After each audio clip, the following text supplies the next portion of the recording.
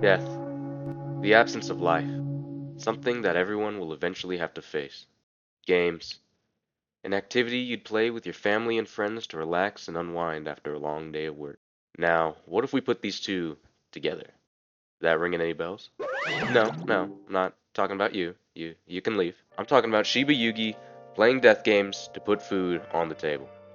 I just finished watching this anime without any idea of what it was about, and it genuinely blew my mind. In this world, this strange world, there exists a type of televised sport in which participants have to do whatever they can to survive and claim that cash prize at the end of it. You know, you'd really think that if someone had enough money to retire early, they wouldn't play these games anymore. You'd also think that in a death game, you'd team up with the other players to stay alive. Well, that's what Mikan here thought.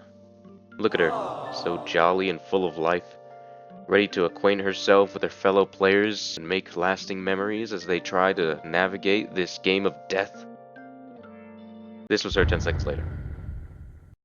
Anyways, we start off with our protagonist Yuki, who wakes up in a room by herself, wearing a maid outfit for whatever reason. She eventually wanders into a room with other girls wearing maid outfits who are also participating in the death game. You got the tomboy Benya, the shy girl Momono, the other shy girl Aoi, the lolly Kinko, and Kokuto, who reminds me of a knockoff Ellen Joe. Now, it's important to note here that Yuki isn't like the other girls here. No. She's special. Believe it or not, she's actually played these games before. 27 of them, in fact, and this is her 28th. Yuki gives them the rundown on how these games work, including the fact that if they die in the death game, they die for real. Who would have guessed? Alright, you freshies. I know you all signed up for a death game thinking it'll probably be a walk in the park. But get this. If you die in this death game, you stay dead. Do you think we're fucking stupid? What? No, I was just... Yeah, wait, hold on. Who does this bitch think she is? Wait, guys, she was just trying to help. Nah, we're gonna beat her ass. Yo, Benya, hold her down. I got you. Hey, come here. She also mentions that the typical survival rate for these games is 70%. Now, we know that Yuki here is our emotionless, battle-hardened veteran player who isn't afraid to do whatever it takes to survive. She's seen plenty die throughout her tenure as a player here, and she ain't afraid to kill if the situation calls for it. She started out with nothing to her name as a poor orphan, but one day, she was given an opportunity by the organization. and she quickly discovered that she had a talent for these death games. She didn't do it completely alone, however. She did have a mentor, Hakushi, who taught her everything she knows about surviving the death games. Having played over 90 games herself, she was a bit more than qualified to teach Yuki. After a few games, she's made enough money to quit, but she still ain't satisfied since her ultimate goal is to survive 99 games in total. And we follow her journey through several of these games as she struggles to survive every single one of them, making friends and enemies along the way. Now, even though at the start of the anime, Yuki's portrayed as someone who's indifferent to the lives of her fellow players, she actually tries to keep everyone alive for as long as possible, and we later get to see how the constant death happening to the people around her affects her mental state. She even has a ritual she performs after every game where she isolates herself for 3 minutes and simply thinks about those who died in her most recent game. It wasn't a prayer, she isn't religious. She wasn't saying sorry either, because she wasn't. She just stands there and thinks. One thing I really love about this anime is the character designs.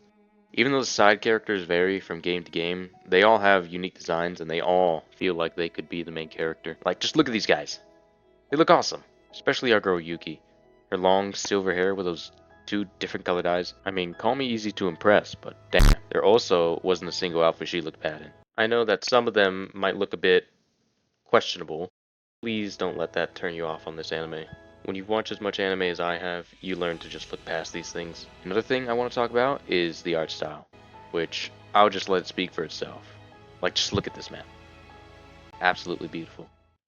The atmosphere gives off sort of creepy vibes, like anything could just jump out and kill someone at any time. It really keeps you on edge at all times, which you should be if you were in a death game. The voice acting is top tier too. I watch anime in dub since I actually like to understand what I'm hearing, but just listen to this.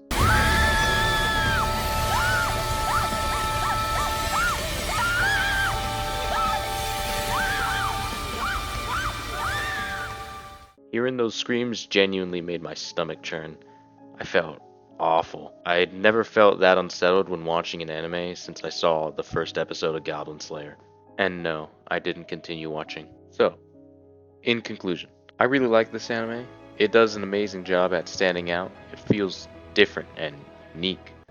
Or maybe I just don't branch out enough. Which is why it surprises me that I'd never heard anything about this anime.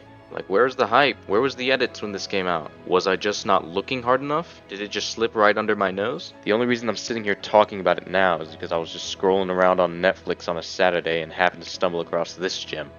Anyways, I highly recommend you guys check this out for yourself, and please tell me what you think in the comments. See ya.